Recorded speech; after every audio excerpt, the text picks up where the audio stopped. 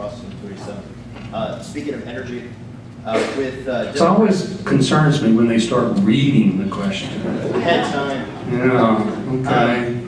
With Democrats out to penalize the #1 producer of electricity being like coal, calling for alternatives that either haven't been invented yet or have proven inefficient and costly, and now the push towards the plug-in hybrids like the Volt. What are the Republicans' plans to fight cap and trade? And do you foresee momentum in the House towards building additional nuclear power plants to help supply ahead of our country's growing demand? Well, I led the fight against cap and trade. Unfortunately, I wasn't successful, but it barely passed committee and it barely passed the House. It will not pass the Senate. It is punitive. It would deindustrialize America. It would not help the environment one iota. It would take our jobs in the United States and send them overseas. So we cap our economy and trade our jobs. That's not the cap and trade that most people want. CO2 is a natural compound, occurs in nature. It's odorless, colorless, tasteless. It is not a carcinogen. It is not a threat to human health. It is not serendipity that in the Clean Air Act amendments of 1991 we didn't define it as a pollutant. You can't have life on this planet if you don't have CO2. The theory is that CO2 concentrations, as they accumulate in the lower atmosphere, they go up into the troposphere, and that impacts the ability of sunlight as it hits the Earth to refract back into outer space, and it traps heat. There's no real scientific knowledge that verifies that.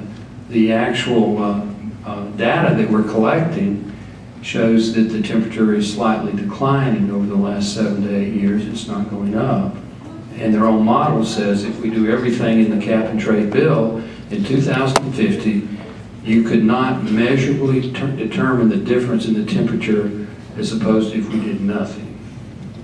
Okay? So put me down as opposed to cap and trade. Do you support nuclear power? I support nuclear power. I support solar power. I support wind power. I support drilling in the OCS. I support drilling in Anwar.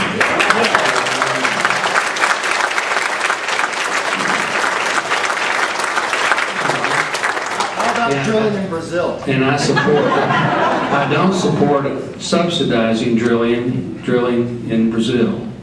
I support an American energy policy that maximizes our energy production in a market-based, cost-effective fashion in an environmentally friendly and safe way. I am a participant in some wells in the Barnett Shale in Johnson County. A very minor 1/100th of 1% participant, but I do participate, and we've got a lot of benefits from the Barnett Shale in our area.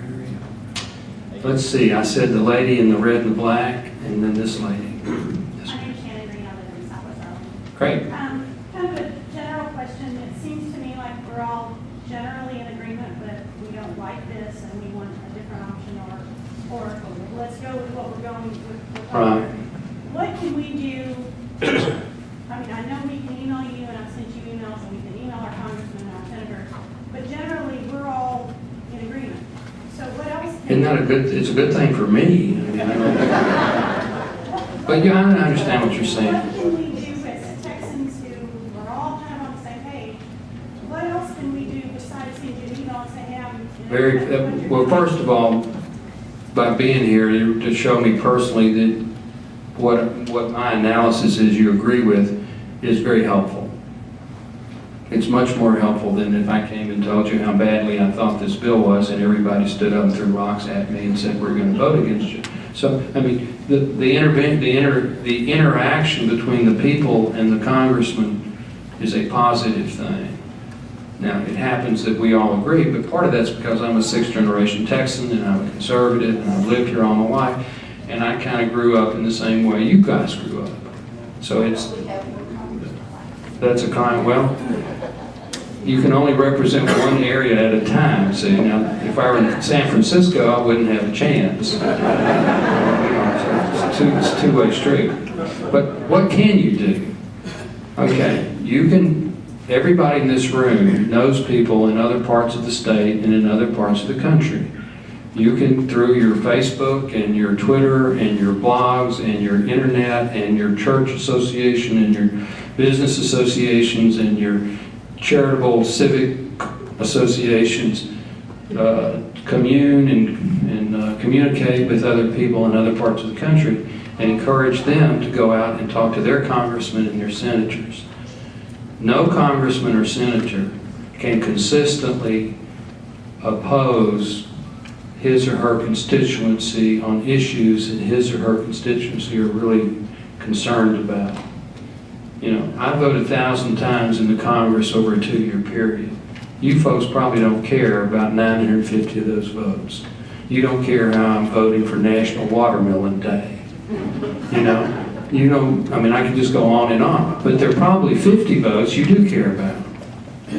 If there's a gun control bill on the floor, you probably care about that. If there's a right to life bill on the floor, you probably care about that. If there's a budget busting, big spending increase bill, you probably care about that. If there's a bill that directly affects Mansfield or Kennedale or Fort Worth or Arlington, you probably care about that. If there is a bill in your industry or your sector of the economy where there is a federal intervention, you probably care about that. So the way to impact this is to look on various websites who the congressmen are that are undecided or opposed to your position, figure out who you know, where they are, get them to go see them. And if enough people do that, we'll turn this around. That's why I say we're going to beat it. I haven't seen one town meeting yet. Barney Frank's town meeting, Roy Doggett's town meeting, Mike Ross's town meeting, Arlen Spector's town meeting, where people stood up and said, right on, brother, you're doing the right thing. Now, there are groups that support this bill. There are people that legitimately support this bill. That's fine. But there is not a majority in this country that supports this bill.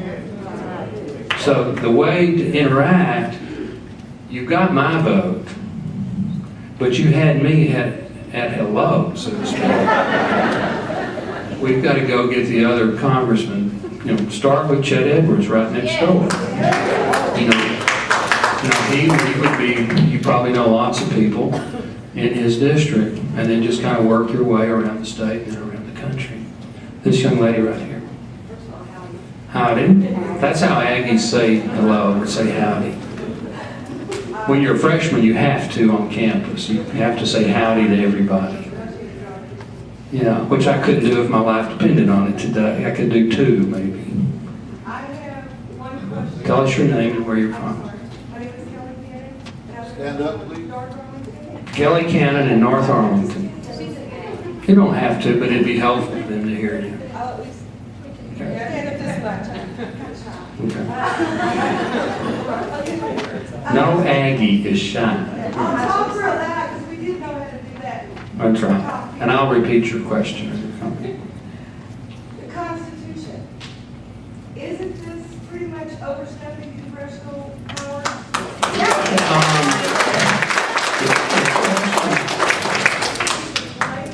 Overstepping of powers according to the Constitution. Well, the question is, doesn't this overstep the Constitution?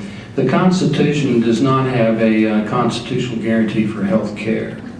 But we as a society over the last 50 years have decided as a society that we should provide health care and help those that can't help themselves through Medicare for seniors and Medicaid for low income and veterans benefits and SCHIP for children from low income families. It's not a constitutional guarantee, but it is a societal consensus. This bill is not, in my opinion, unconstitutional, but it is unnecessary. We can help those who need help without doing all of this, but I would not say that it's unconstitutional. Okay. The Democrats, if they think that they're not going to get enough votes, I've heard that they're going to do something called a reconciliation where they only 51% to shove this down our throats. Okay, you want me to explain what that is? Reconciliation is a process for the budget at the end of the financial year where you pass next year's budget.